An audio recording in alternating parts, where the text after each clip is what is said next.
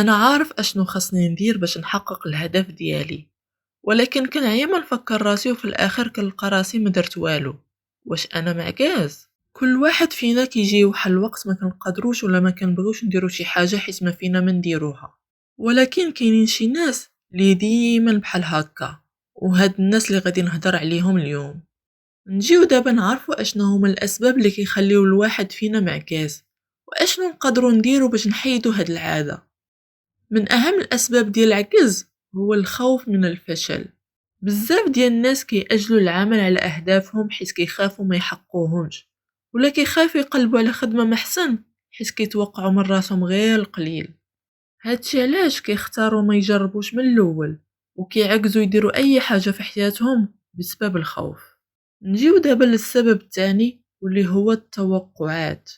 كاينين شي ناس اللي ديما كيتوقعوا غير الحاجة الخايبة من الناس اللي دايرين بيهم، وخايفين من التوقعات ديال الناس، وهادشي كيخليهم ما يديروا والو ويبقاو في دائرة الراحة. والسبب الأخير والمهم هو الاكتئاب.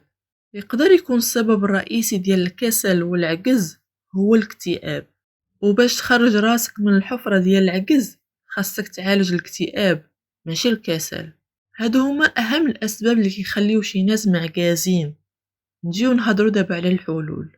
نقدر نعطيك لائحة طويلة ديال الحلول باش تبعد من الكسل وتنوض من بلاصتك وتحقق الأهداف وتخدم وتتحرك، ولكن كاع الحلول كتبقى سطحية.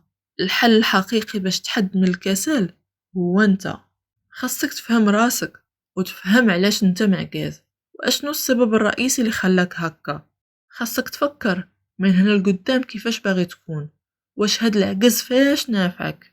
خاصك تفهم راسك باش تلقى الحل اللي يخرجك من هاد الكسل اللي انت فيه.